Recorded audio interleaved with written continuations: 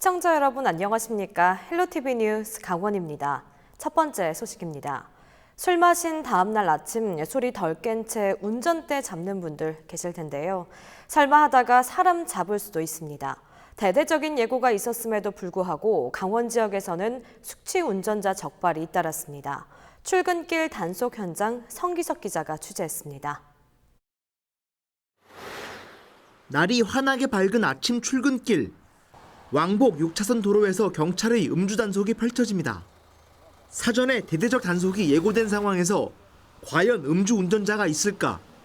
하지만 단속 개시 직후 음주 감지기가 반응을 일으키는 운전자가 발견됩니다.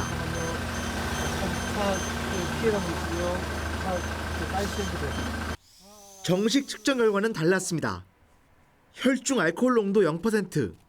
전날 밤 술을 마신 건 감지됐지만 혈중 알코올이 밤새 다 분해된 겁니다. 이번에는 운전자와 경찰관 사이에 옥신각신 실랑이가 벌어집니다. 네, 지금 음주가 감지가 됐는데 경찰관의 지시에 따르셔야죠. 그죠? 음주 측정 결과에 불복하며 체열을 요구하는 운전자. 약주는 언제 드신 거예요? 네? 오전에. 어제 오전에? 얼마나 드셨어요? 막걸리 한 병. 네? 막걸리 한 병. 막걸리 한 병. 현장에서 측정된 혈중 알코올 농도는 무려 0.127%. 면허 취소에 해당하는 수치입니다. 출근길 1시간가량 실시된 단속에서 2명이 적발됐고 3명이 훈방 조치됐습니다.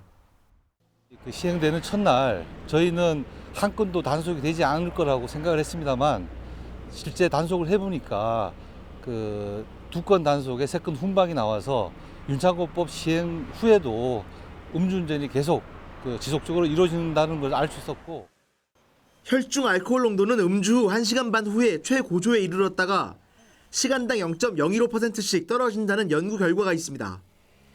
경찰의 음주 추정 방법인 위드마크 공식을 적용하면 성인 남성이 소주 한 병이나 맥주 2000cc를 마신 후 완전 브레이크까지 4시간에서 5시간 이상이 필요합니다. 자정 너머까지 마셨다면 아침 출근길에도 음주 상태일 수 있다는 얘기입니다. 경찰은 앞으로도 출근길 불치 단속을 펼쳐 출근길 숙취 운전자를 근절하겠다는 생각입니다. 헬로티비 뉴스 성기석입니다. 때이른 더위에 시원한 강가나 계곡에서 다슬기 잡는 분들 많으실 텐데요. 그런데 매년 여름이면 다슬기를 잡으려다 목숨을 잃는 사고가 끊이지 않고 있습니다. 강바닥이 미끄러운 데다 수심이 갑자기 깊어지는 곳이 많기 때문인데요. 각별히 주의하셔야겠습니다. 박건상 기자의 보도입니다. 영월군 주천강 일대입니다. 강물에 몸을 담근 채 꼼짝하지 않는 사람들. 한 손에는 바구니를 들고 물속을 들여다보기 바쁩니다. 강 곳곳에 다슬기잡이가 한창이지만 정작 안전장구를 갖춘 사람은 한 명도 없습니다. 글쎄 뭐요 이런 데 되니까 하게 안 되네 이렇게. 원래 하는 게 정상인데 안 되네. 이끼가 약간 있어도 예. 이 신발을 다들 신고 잡으니까 그럴 염려는 없죠. 맨발로 잡으면 미끄러울 리 있겠죠. 대부분 다슬기잡이가 강 가장자리에서 진행되지만 방심은 금물입니다. 수심이 얕아 보여도 강바닥이 미끄러운 데다 곳곳이 패여있는 탓에 주의를 기울여야 합니다. 특히 채취한 다슬기를 몸에 메고 작업하는 경우가 많아 미끄러질 경우 몸을 가누기가 쉽지 않습니다. 다슬기를 잡다 보면 바닥만 보다가 이렇게 깊은 곳으로 올 수도 있는데요. 현재는 제 하반신이 모두 물에 잠겨 있는데 한 발만 뒤로 빠지면 제 허리까지 물이 차오르는 것을 보실 수 있습니다. 실제로 지난 14일에는 홍천군 내촌천에서 61살 박모 씨가 다슬기를 잡으려다 숨진 채 발견됐습니다. 지난해 6월 영월 주천강에서도 다슬기잡이에 나섰던 52살 최모 씨가 물살에 휩쓸려 숨지는 안타까운 사고도 발생했습니다. 강원도 소방본부에 따르면 지난 3년간 다슬기 채취 중 발생한 안전사고는 28건, 이 가운데 25명이 목숨을 잃었습니다. 다슬기를 채취하셔가지고 여기 주머니에 묶고 가시는 경우가 있습니다. 근데 이 다슬기 무게가 만만치 않게 나가거든요. 그러다가 넘어지셔가지고 사고를 당하는 경우가 많습니다. 매년 반복되고 있는 다슬기 채취 안전사고.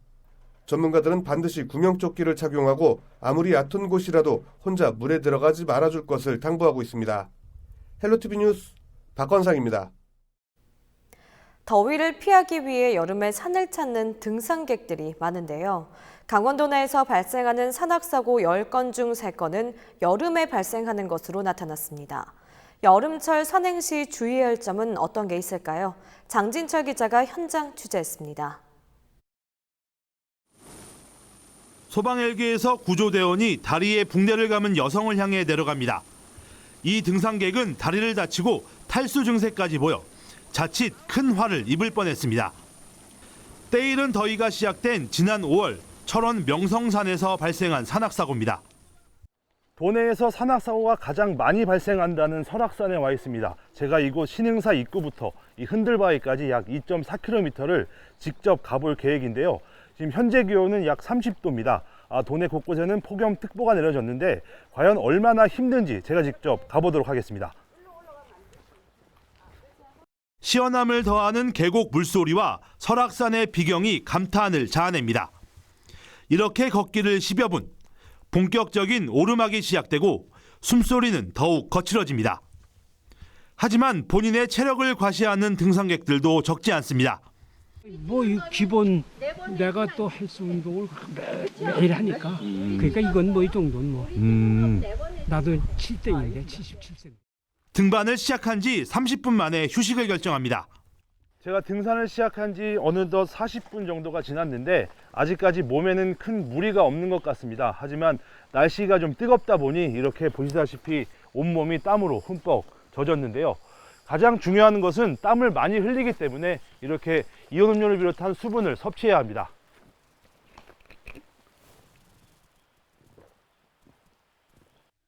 이후 이어지는 돌계단을 따라 걷기를 1시간 남짓, 목표인 설악산 흔들바위에 도착했습니다.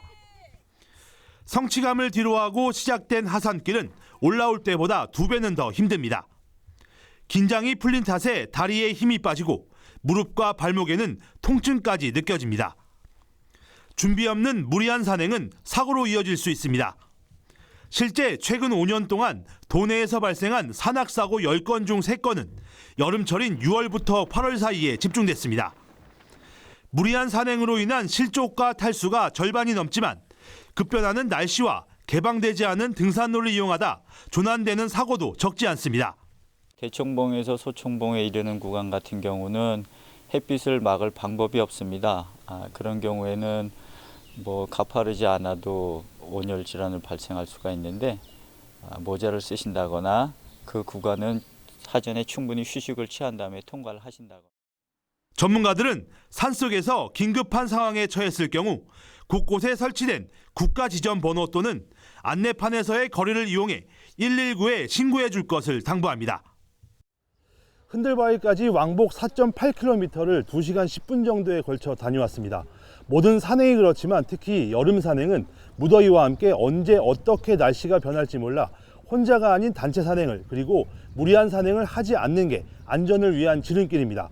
헬로티비 뉴스 장진철입니다.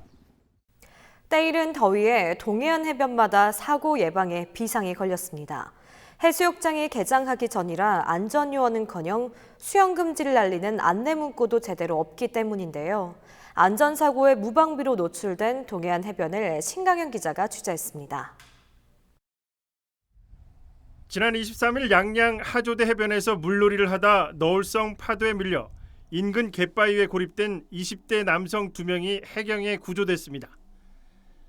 전국 3대 해수욕장으로 불리는 강릉 경포해수욕장. 수영금지를 알리는 표지판에도 아랑곳 없이 일부 관광객들이 물속으로 뛰어듭니다. 심지어 어린아이와 함께 나온 가족 단위 피서객들도 해변에서 물놀이를 즐깁니다. 그냥 이 앞쪽만 나가면 괜찮은 것 같아요. 네. 멀리만 안 나가면은 이쪽 낮은 데니까 놀긴 나쁘지 않은 것 같아요. 하지만 이를 제지하거나 단속하는 모습은 찾아볼 수 없습니다. 해수욕장이 문을 열지 않아 인명구조요원도 아직 배치되지 않았습니다. 안전요원이 없는 해수욕장에서 물놀이를 하다 사고가 나면 대응이 늦어질 수밖에 없습니다. 응급 의료 장비를 갖추고 구조요원들이 머무는 인명구조센터도 문이 굳게 닫혔습니다. 일단 개장 전에는 조금 어려워서 저희가 뭐 안전관리를 좀 하고 있긴 한데 지금 당장은 좀 힘들죠. 강원도 동해안 92개 해수욕장은 다음 달 5일부터 차례로 개장할 예정. 앞으로도 열흘가량은 물놀이객들이 안전사고의 무방비로 노출된 겁니다. 실제 최근 3년 동안 도내 해수욕장에서 물놀이 사고로 21명이 목숨을 잃었습니다. 해수욕장 개장 전후 피서객들의 안전을 담보할 만한 대책이 시급합니다. 헬로티비 뉴스 신강현입니다.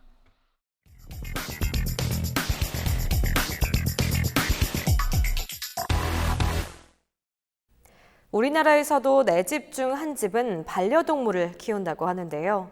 반려견 문화가 확산되고 있는 1인 가구도 많아지면서 어엿한 가족으로 여겨지고 있습니다. 그런데 이런 반려견을 여행지, 특히 여름 피서지인 동해안에 의도적으로 버리거나 두고 오는 경우가 적지 않다고 합니다. 반려견이 한순간에 유기견으로 전락하고 또 안락사로 이어지는 악순환이 반복되고 있습니다. 대책은 없는 걸까요? 심층 취재 노지영 기자가 보도합니다. 지난해 12월 강릉한 유기견 보호센터 앞에서 발견된 포대자루. 가까이서 포대를 만져보니 무언가 이리저리 꿈틀거립니다. 버려진 포대자루 2개 속에는 강아지 3마리가 담겨 있었습니다.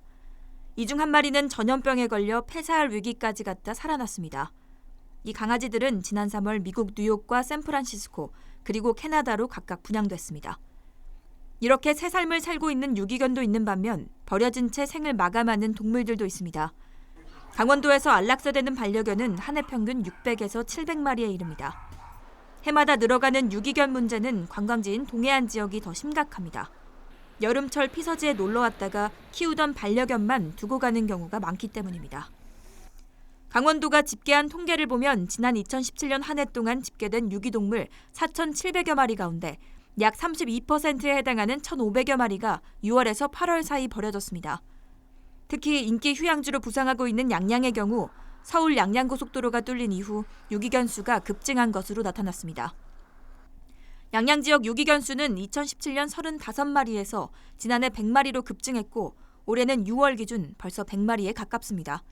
여름철에 집중됐죠? 7, 8월에 집중됐죠? 놀러 왔다가 뭐 바닷가에 버리고 뭐 고속도로에다 버리고 휴게소에 버리고. 양양군 유기견 보호소는 도내에서 유기견 안락사율이 가장 높습니다. 유기견은 급증하고 있지만 분양 수요는 이를 따라가지 못하기 때문입니다.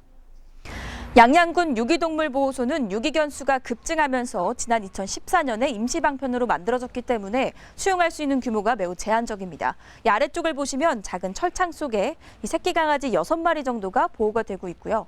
또 대형견 같은 경우에는 적합한 보호 공간이 아직 없기 때문에 뒤쪽을 보시는 것처럼 이 그늘 곳곳에 묶여 있는 실정입니다. 이렇게 수용 규모가 작은 동물보호소는 법적 의무 공고 기간이 끝나면 안락사를 시행하지 않을 수 없습니다. 상황이 이렇자 지자체가 올해 2억 5천만 원을 들여 유기동물 보호센터와 대형견 보호시설을 신축하기로 했습니다. 그러나 이마저도 주민 반대에 부딪혔습니다. 유기견 보호소에서 1km가량 떨어진 마을 주민들이 소음과 악취를 이유로 유기동물 보호센터 건립을 막고 있기 때문입니다.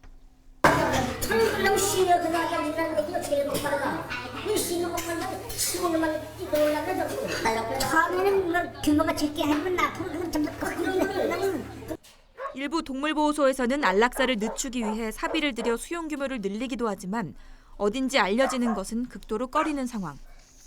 달갑지 않은 인기 유기 장소가 되기 때문입니다. 제 방송이 그렇게 나가면은 자칫하면은 내가 데리고 있던 개들 중 내가 키우기 힘든 개들을 저희 쪽으로 계속 문의가 할 수가 있어요. 지금도 그런 문의가 오는데 저희가. 그렇다면 늘어나는 유기견에 대한 대책은 없을까? 책임의식과 인식 개선을 위해 반려견 등록 제도도 도입됐지만 현재까지 등록된 동물 수는 전체 662만 마리 가운데 117만 마리로 18%에 불과합니다. 전체 반려동물의 80%가 버려져도 누가 주인인지 알 수 없는 겁니다. 동물 유기는 관련 보호법에 따라 최대 300만 원의 과태료가 부과됩니다. 하지만 벌금이 아니라 시군 등 지자체의 행정처분에 불과하다 보니 이마저도 별 효과가 없습니다. 행정처분이 이루어진 경우는 전국적으로도 사례가 별로 없고요. 그 이유는 유기할 당시를 저희가 유기하는 그 동시에 적발을 하거나 해야 되는데 그게 참 힘들어요. 뭐 벌금이나 뭐 그 진짜 실형이 나오는 경우라면은 이제 수사권을 가진 기관에서 CCTV나 아니면 정황에 따른 수사를 거치겠지만 저희 행정기관에서는 단순 행정처분을 가지고 수사할 수 있는 권한이나 그런 건 없습니다. 상황이 이렇자 분양 현장에서 즉시 동물 등록이 이루어져야 한다는 목소리도 나옵니다. 칩을 권장하는 날짜부터 수정을 해야 되고 칩을 심는 데는 그 수의사가 꼭 신게 돼 있고 조작기에 주입을 하니까 간소화 시켜가지고 그렇지 않으면 뭐 유기견센터에 소장이라든가 뭐 누구들 그 정부에서 그 책임자한테 교육을 시켜서 나갈 때 거기서 심어서 바로 내보내면 100%가 되는 거지. 동물 등록제를 의무화하고 활성화하기 위한 방안이지만 비전문가의 의료행위가 감염 등으로 이어질 수 있다는 지적도 나옵니다. 칩이 주사침에 들어있는데 그렇기 때문에 정확하게 피하러 안 들어가면 문제가 생길 수가 있죠. 놓는 부위가 이제 근육하고 피부하고 그 사이에 들어가는 거죠. 아무래도 잘못 들어가면 염증이 생길 수도 있겠죠. 사정이 이렇자 농림축산식품부는 반려견 등록 활성화를 위해 7월부터 2달간 반려견을 의무적으로 등록하는 동물 등록 잦은 신고 기간을 운영하기로 했습니다. 잦은 신고 기간 내 등록 시 과태료가 면제되며 9월부터는 동물 미등록자 집중 단속에 나섭니다. 현행법이 강제성이 없다 보니 지금도 반려견들은 어디에선가 버려지고 있습니다. 무엇보다 동물들에 대한 책임의식을 강화할 수 있는 현실적인 동물 등록제가 시급해 보입니다. 헬로티비 뉴스 노지영입니다. 시민들이 책을 읽을 수 있는 문화를 조성하겠다. 민선자치단체들이 너도나도 들고 나온 시책 사업입니다. 일부 지역에서는 버스 정류장에서까지 책방을 조성하겠다고 대대적으로 홍보를 했었는데요. 사업 시행 뒤 어떻게 운영되고 있을까요? 현장 점검 360도 한재영 기자가 보도합니다. 스마트폰이 대중화되면서 점차 책 읽는 사람들이 줄어들고 있다고 합니다. 일상생활 속에서 책 읽는 문화를 조성하기 위해서 춘천과 양구 등 일부 지자체가 이같이 정류장 책방을 운영하고 있습니다. 버스를 기다리는 동안 읽고 싶은 책을 찾아서 골라 읽고 다 읽은 다음에 다른 사람이 다시 볼 수 있도록 제자리에 꽂아두면 되는 건데요. 시민의식과 관리 부재 등으로 실상은 조금 다르다고 합니다. 지난 2016년 춘천시를 시작으로 양구와 화천 등으로 확대된 버스 정류장 책방. 시내버스 주요 노선 정류장에 만들어졌는데 지자체별로 140여 곳이나 됩니다. 하지만 당초 기대와 달리 시간이 지날수록 시민들의 관심 밖으로 밀려나고 있습니다. 책방 보관대는 곳곳이 비어있고 그나마 비치된 책들도 낡고 오래된 서적이 대부분이기 때문입니다.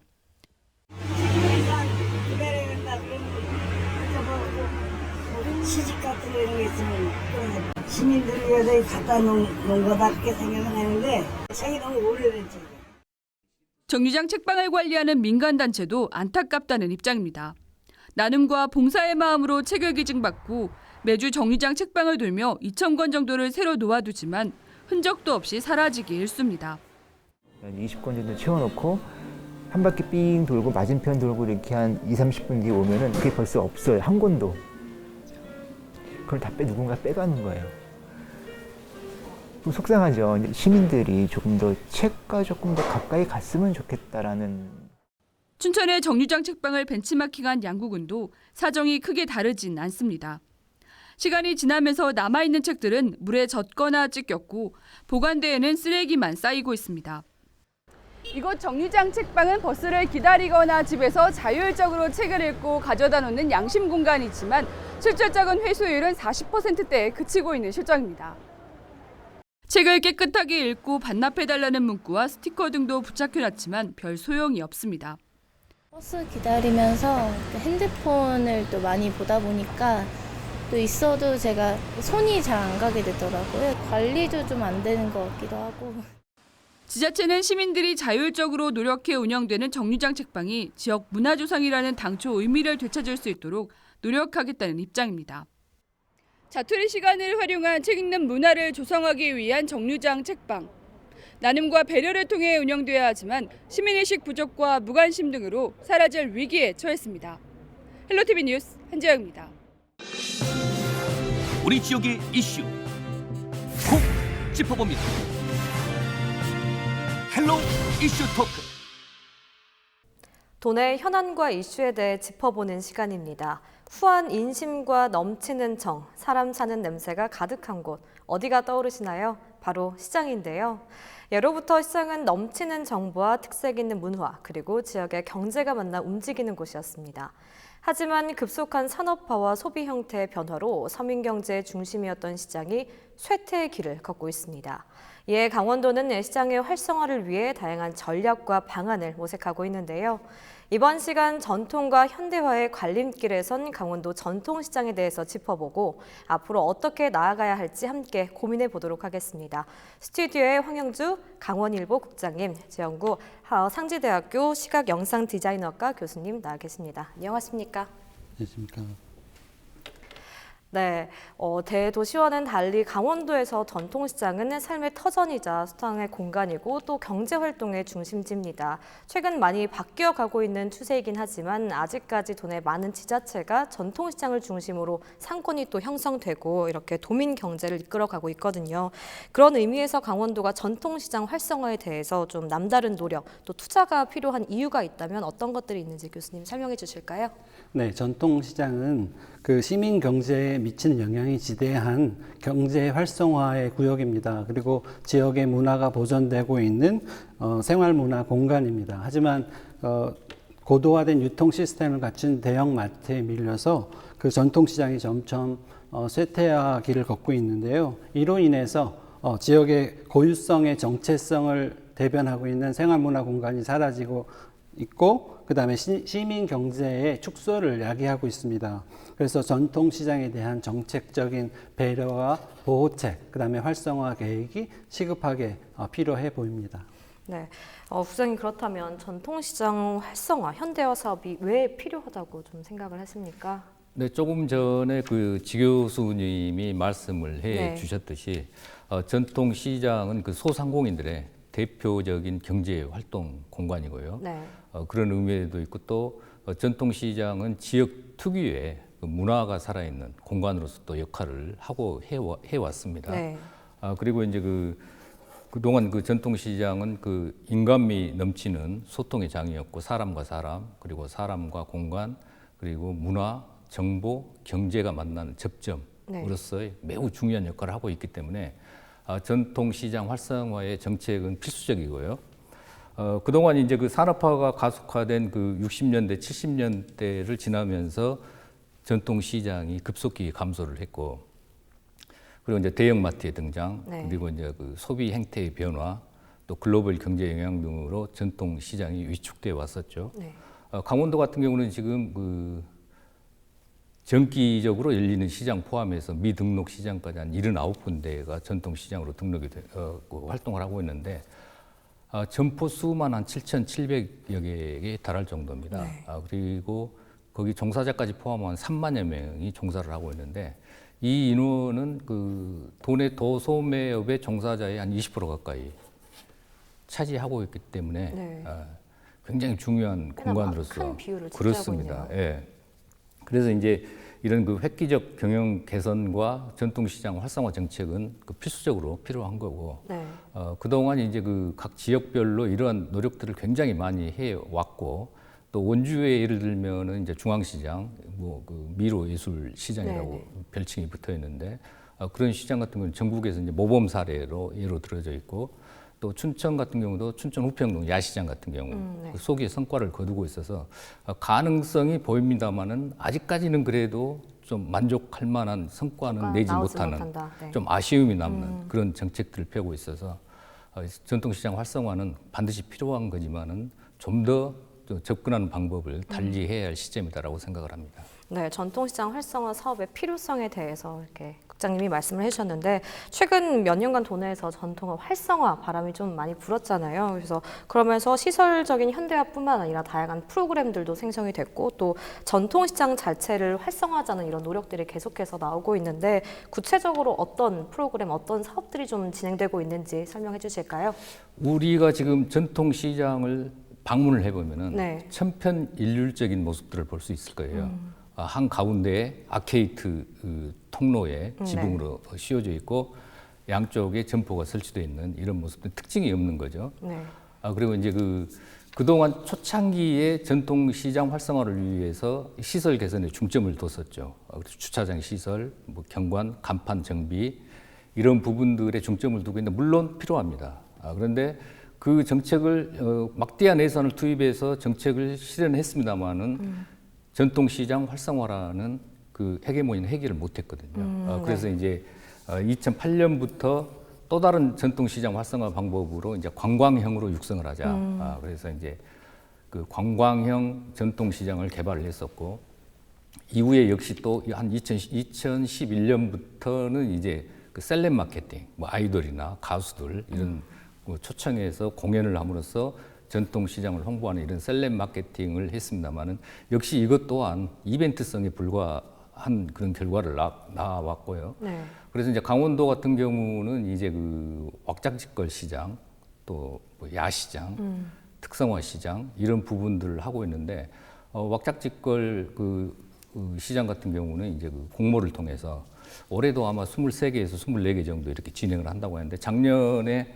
그 동해 부평시장, 또 속초 관광수산시장, 그리고 평화지역 그 전통시장 이런 곳에서 행사를 해서 큰 호응을 얻었습니다. 네. 그리고 이제 그 주말 야시장들, 또 그 강릉 서부시장 야시장이나 인제 전통시장, 별빛 야시장, 뭐 이런 그 각 지역의 특징들을 살려서 주말에 이제 야시장을 개설을 했는데 올해 야시장도 아마 그 3개 시군에서 4개의 사업이 공모를 마쳤나 봐요. 네. 그래서 이제 야시장이 개설되는데 전통시장 활성화가 이런 그 왁작지껄 전통시장이나 야시장을 통해서 기본적인 활성화 정책은 되지 못한다. 물론 이벤트를 통해서 전통시장에 대한 홍보는 할 수 있지만은 궁극적인 목표를 실현하는 데는 역부족이기 때문에 너무 이런 그 이벤트에 집중하기보다는 실질적인 지원, 길게 이어갈 수 그렇죠. 있는. 그래서 이제 그 문화를 접목한 그런 그 정책과 함께 그 시장 상인들한테 전기세 감면이랄지, 뭐 수도료 감면, 상하수도료 감면이랄지, 도움이 될 수 있는 실질적인 시설 투자에 그 막대한 예산을 드리는 것도 중요하지만은 이런 부분들을 지원을 해서 장기적으로 안심하고 그 영업을 할 수 있는 그런 기반을 닦았으면 좋겠고요. 또 이와 함께 이제 그 강원도 의회 같은 경우도 전통시장 연구회를 이렇게 조직을 해서 앞으로 관심을 가질 것 같고, 또 이제 이마트 같은 경우는 전통시장과 상생협력을 맺어서 서로 이제 돕고 상생할 수 있는 방안들을 찾을 것으로 보이는데 앞으로 이제 좀 두고 볼 일로 보입니다. 네, 국장님께서 전통시장 활성화 사업에 대해서 다양한 사업에 대해서 말씀을 해주셨는데 시장의 시설 현대화와 또 이렇게 다양한 프로그램 개발들은 결국 사람들을 많이 끌어모으겠다는 취지잖아요. 이런 노력들이 실제로 좀 얼마나 효과가 있을 거라고 좀 기대를 하십니까, 교수님? 네. 전통시장을 말하기 전에 전통시장과 경쟁하고 있는 대형마트의 역사에 대해서 잠깐 말씀드리면 1948년도에 뉴욕에서 코르베이시라는 브랜드의 대형 시장이 생겨나면서 시작됐고요.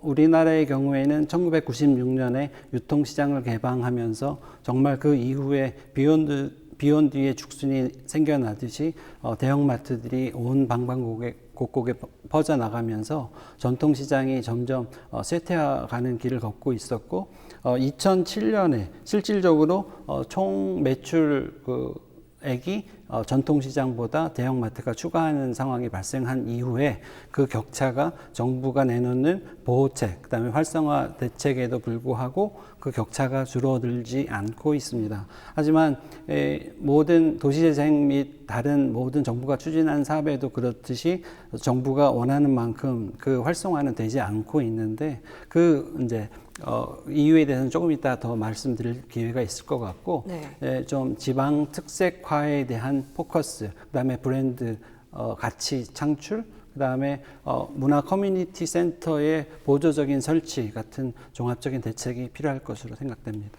네, 전통시장 활성화 사업 효과에 대해서 좀 말씀을 해주셨는데 방금 국장님께서 말씀해 주셨듯이 좀 장기화할 수 있는 그런 정책들이 좀 필요하다고 말씀해 주셨잖아요. 이렇게 좀 최근 막대한 예산을 들였는데도 그에 따른 효과가 참 나타나지 않는 게 안타까운 현실이라고 생각하는데 사후관리, 소홀 등의 좀 지적도 받고 있다면서요.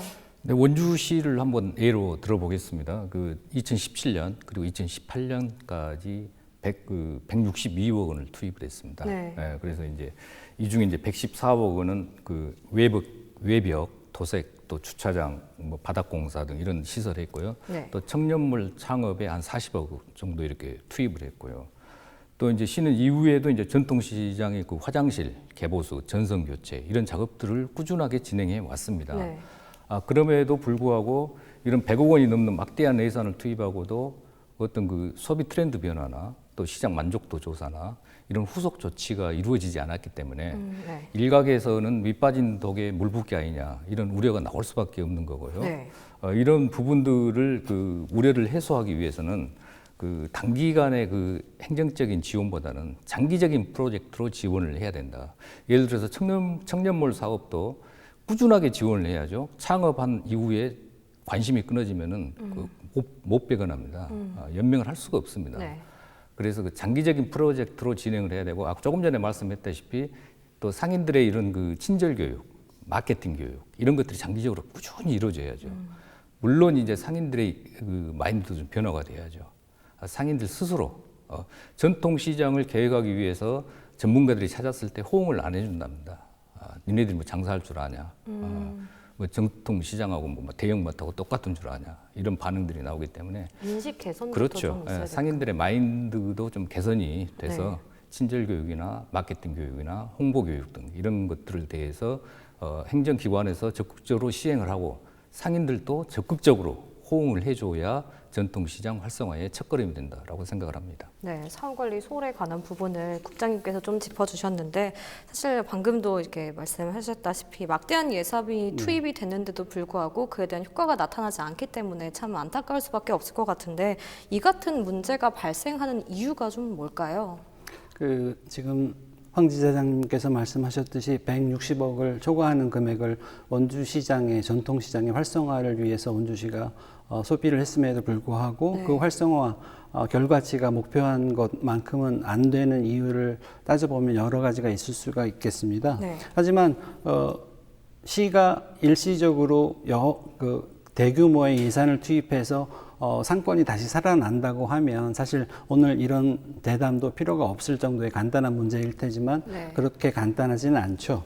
사실은 100억 원이 넘는 예산을 투입을 했으면 그 이후에 지속적인 설문조사를 분석을 해서 어떠한 점이 개선되었고 어떠한 점이 더 추가로 필요하고 그다음에 어떠한 상인들의 자구책 노력이 필요한지를 면밀적으로 검토한 뒤에 추가적인 지속적인 보완 대책이 좀 필요할 것 같고요. 네.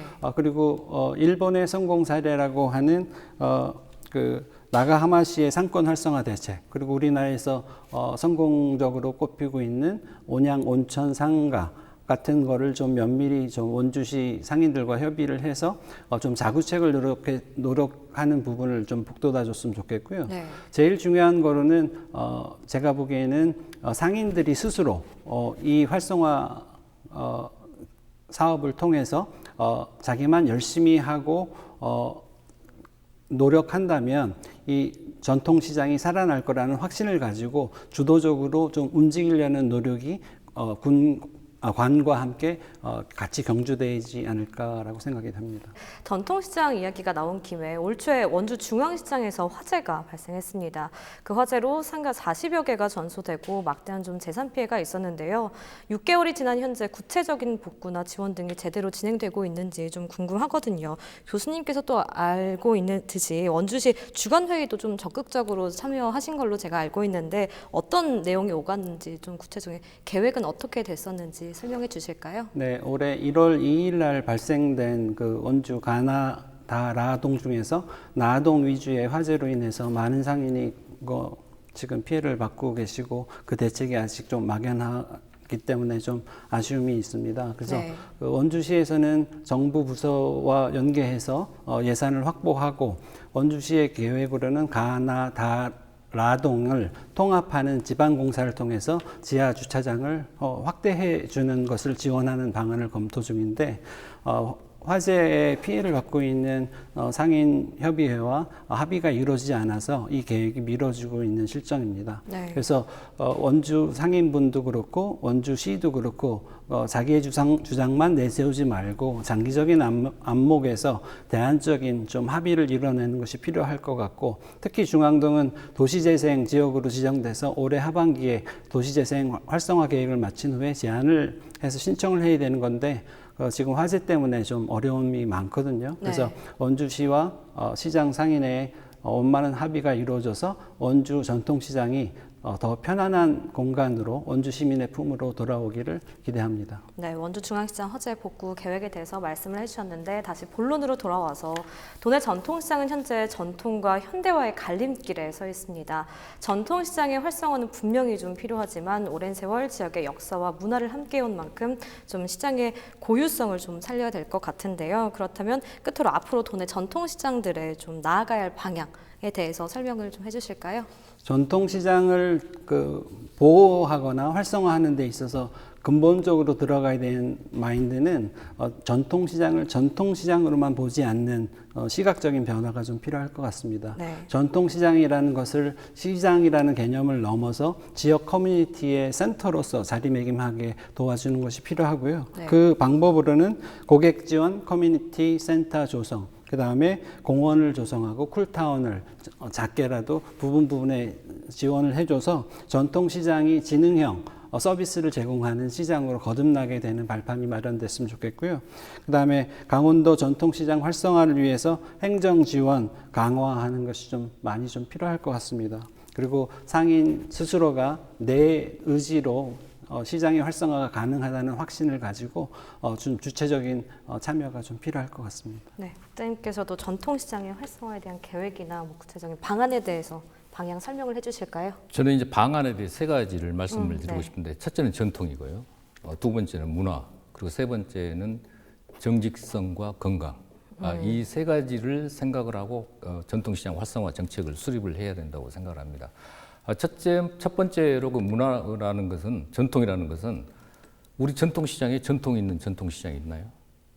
말은 전통시장인데, 네. 예. 그래서 예를 들면은 뭐 외국처럼 올리브를 팔다가 그 할아버지가 돌아가시면은 그 상가 점포에는 올리브만 들어옵니다. 다른 업종은 들어올 수 없고, 그러나 우리나라 같은 경우는 뭐 프리미엄 종, 뭐 다른 업종이 바로 들어오겠죠. 네. 우리나라도 참기름이나 들기름 파는 집에 주인이 돌아가시면은 그 집은 참기름만 판다. 예를 들어서 원주 중앙시장 참기름이 최고다. 이런 전통을 100년, 200년 가게가 이어져야 됩니다.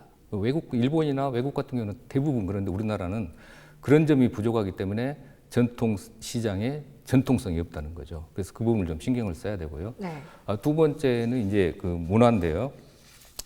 예를 들면 독일 전통시장 같은 경우 입구에서부터 뭐 한 500여 점포가 들어서 있는데 센터에 1만여 평의 숲에 비어 가든이 마련되어 있습니다.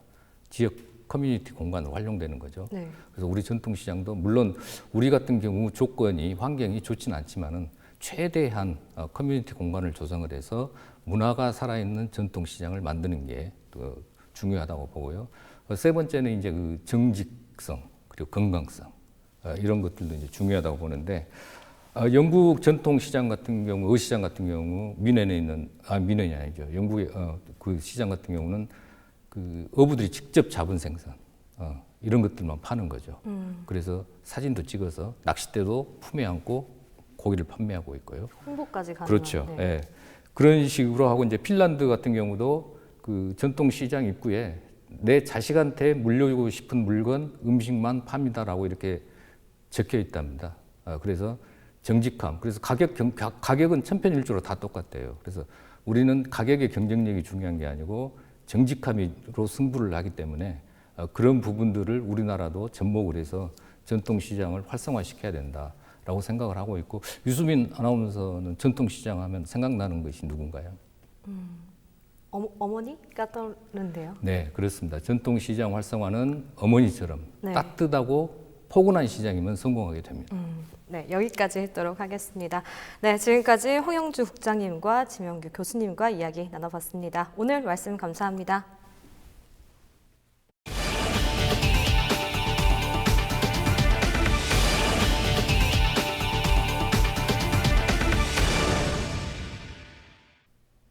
더 쉽게 접하는 뉴스, 뉴스토리.